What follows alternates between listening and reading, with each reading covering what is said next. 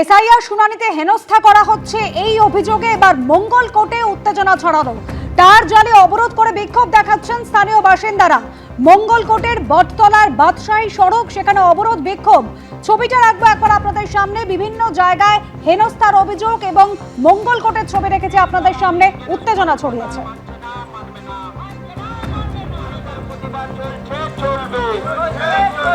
নির্বাচন কমিশন তোমার গদি ছেড়ে বিজেপির ঝান্ডা ধরো, বন্দে মাতরম।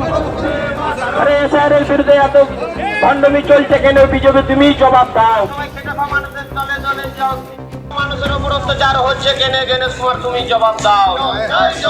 বাংলা খেটে খাওয়া মানুষের প্রতি আরে নির্বাচন কমিশনার তোমার গদি ছেড়ে বিজেপির ঝান্ডা ধরো। রানা দাস আমাদের প্রতিনিধি রয়েছেন আমাদের সঙ্গে টেলিফোন লাইনে। রানা, এভাবে রাস্তার মধ্যে টায়ার জ্বালিয়ে বিক্ষোভ চলছে, কি দাবি করছেন আন্দোলনকারীরা? দেখো, তোমাকে প্রথমেই বলে রাখি যে গত দুদিন ধরেই দেখা যাচ্ছে মঙ্গলকোটের বিভিন্ন এলাকাতে পথ অবরোধ চলছে এবং আজকে দেখা গেল যে মঙ্গলকোটের দুটি জায়গায়, একটি হচ্ছে মঙ্গলকোট বটতলা, যেটা বীরভূম বর্ধমান যে রাজ্য সড়ক, সেখানে পথ অবরোধ করে স্থানীয় মানুষজন, এবং আরেকটি হচ্ছে নিগঞ্জ, যেটা কাটোয়া বর্ধমান রোড, সেখানে পথ অবরোধ করে। এই পথ অবরোধকারীদের একটাই বক্তব্য যে তাদের হেনস্থা করা হচ্ছে এসআইআর এর নাম করে। তারা আর সঠিক পরিচয়পত্র দেওয়ার পরেও তাদের শুনানিতে ডাকা হচ্ছে, এবং সেই শুনানিতে ডাকার পরে আর তারা যে কাগজ নিয়ে যাচ্ছে সেগুলো মান্যতা দেওয়া হচ্ছে না, এবং অনেক দূরে গিয়ে শুনানিতে যেতে হচ্ছে এবং সেখানে রাত্রি পর্যন্ত তাদের থাকতে হচ্ছে। তাই এই শুনানি করা যাবে না, এবং করা হলেও সেটা স্থানীয় এলাকায় করতে হবে। মূলত এই দাবি নিয়ে আজকে সকাল থেকে কিন্তু পথ অবরোধ চলছে মঙ্গলকোটের দু জায়গায়, এবং মঙ্গলকোটের যে বটতলা রয়েছে, যেটি বর্ধমান বীরভূমের রাস্তা, সেই জাতীয় সড়ক, সেখানে একেবারে টায়ারে আগুন জ্বালিয়ে ঘন্টার পর ঘন্টা সকাল থেকেই সেখানে কিন্তু অবরোধ চলছে। এবং স্থানীয় মানুষজনের যেটা বক্তব্য যে তাদের দাবি যদি না মানা হয় তাহলে কিন্তু এই অবরোধ চলবে, এবং এই অবরোধ পরবর্তীকালে আরো কিন্তু সেটা বড় আকার নেবে। এবং তোমাকে যেমন বললাম যে শুধু বটতলায় নয়, যে নিগঞ্জ রয়েছে বর্ধমান কাটোয়া রোড, সেখানেও কিন্তু অবরোধ চলছে। সেখানেও একই কথা, যে হেনস্থা করা হচ্ছে সাধারণ মানুষকে, ভোটারদের হেনস্থা হচ্ছে এসআইআর এর নামে। সেই কারণেই তাদের এই অবরোধ। অনুসুয়া, একেবারে সঙ্গে থাকো রানা। একাধিক জায়গায় কিন্তু এভাবে অবরোধ চলছে, শুধুমাত্র মঙ্গলকোট নয়, বর্ধমান কাটোয়া রাস্তা, সেখানেও কিন্তু অবরোধ চলছে। এবং এভাবে মঙ্গলকোটের যে ছবি রেখেছে আপনাদের সামনে, টায়ার জ্বালিয়ে অবরোধ করে বিক্ষোভ দেখাচ্ছেন স্থানীয় বাসিন্দারা।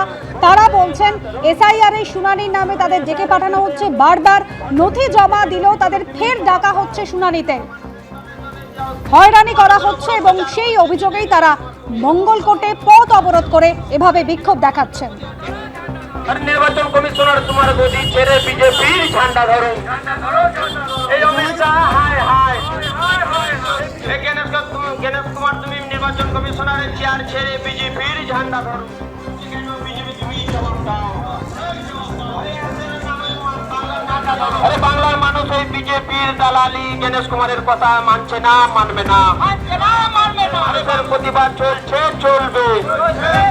আরে নির্বাচন কমিশন তোমার গদি ছেড়ে বিজেপির ঝান্ডা ধরো, বন্দে মাতরম। আরে স্যারের বিরুদ্ধে এত ভণ্ডামি চলছে কেন? বিজেপি তুমি জবাব দাও। মানুষের দলে দলে যাও, মানুষের উপর অত্যাচার হচ্ছে কেন? গণেশ কুমার তুমি জবাব দাও। বাংলা খেটে খাওয়া মানুষের প্রতি আরে নির্বাচন কমিশনার তোমার গদি ছেড়ে বিজেপির ঝান্ডা ধরো।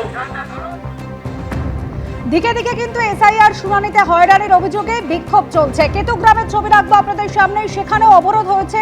প্রবল কাজের চাপের অভিযোগ জানিয়েছেন বিএলওরা। মঙ্গলকোটে গণ ইস্তফার হুঁশিয়ারি দেন বিএলওরা।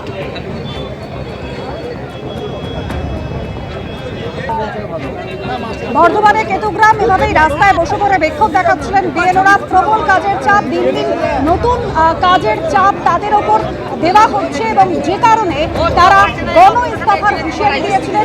এভাবেই রাস্তায় নেমে বিক্ষোভ দেখিয়েছেন। অন্যদিকে মঙ্গলকোট, সেখানেও কিন্তু গণ ইস্তফার হুঁশিয়ারি বিএলওদের।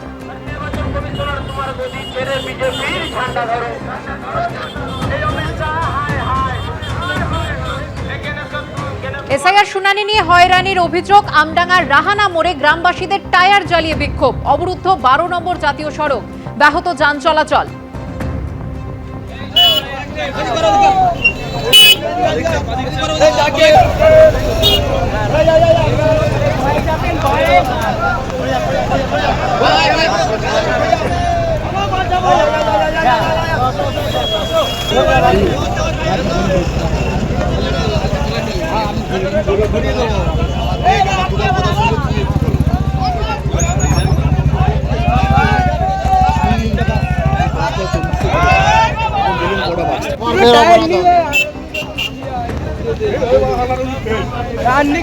কার আছে তার কাছে যেতে হবে।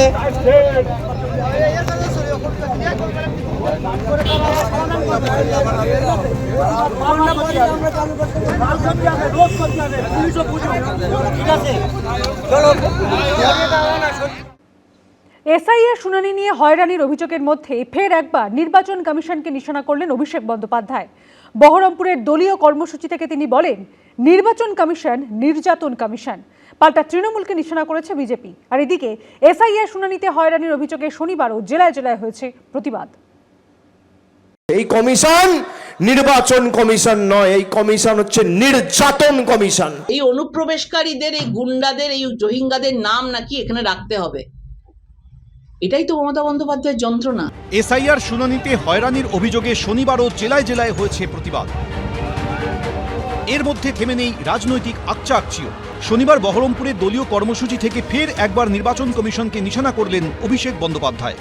এসআইআর করে মানুষকে ধারাবাহিকভাবে নির্যাতিত করেছে এই কমিশন নির্বাচন কমিশন নয়, এই কমিশন হচ্ছে নির্যাতন কমিশন।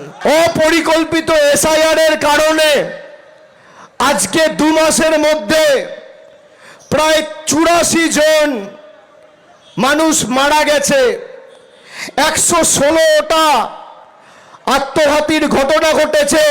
হঠাৎ ইচ্ছা হলো আজকে লাইনে দাঁড়িয়ে নাগরিকত্বের প্রমাণ দিতে হবে। কে হে তুমি, তোমাকে নাগরিকত্বের প্রমাণ দেবে? নির্বাচন কমিশন যে নিয়মাবলী বার করেছে, যখন দেখা যাচ্ছে যে পশ্চিমবঙ্গের মানুষের অনেক জায়গায় অসুবিধা হচ্ছে এবং তৃণমূল বিভিন্নভাবে তাদেরকে কনফিউজ করে, বিভিন্নভাবে তাদেরকে ভুল খবর সম্প্রচার করে, মানুষকে কনফিউশন করে, মানুষের মধ্যে একটা আতঙ্ক তৈরি করার চেষ্টা করছে। নির্বাচন কমিশন পরিষ্কার বলে দিয়েছিল যে যারা বয়স্ক যারা রয়েছে, 92 বছরের বৃদ্ধকে নিয়ে চলে আসছে এখানে, বলা তো হয়নি, কারা যাবে? নির্বাচন কমিশনের লোক যাবে।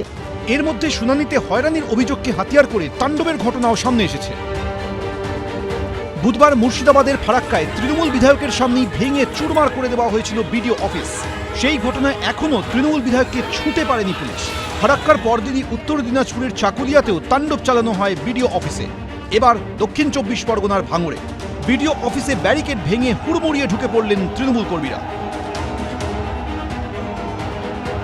ক্যানিং পূর্বের তৃণমূল বিধায়ক শওকত মোল্লার নেতৃত্বে শনিবার সকাল 11টা নাগাদ বিডিও অফিসে পৌঁছন তৃণমূল কর্মীরা।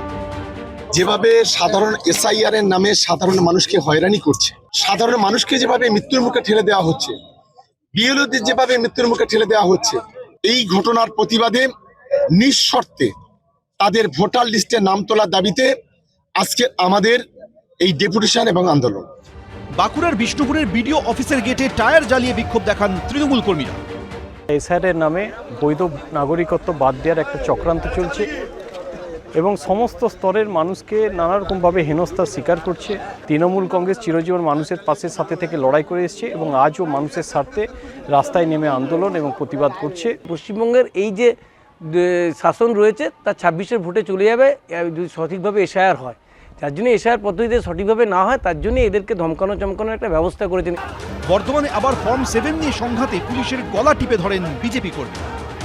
রঞ্জিত হালদার, শান্তনু নস্কর, রঞ্জিত সাউ, এবিপি আনন্দ। এবিপি আনন্দ, এগিয়ে থাকে, এগিয়ে রাখে।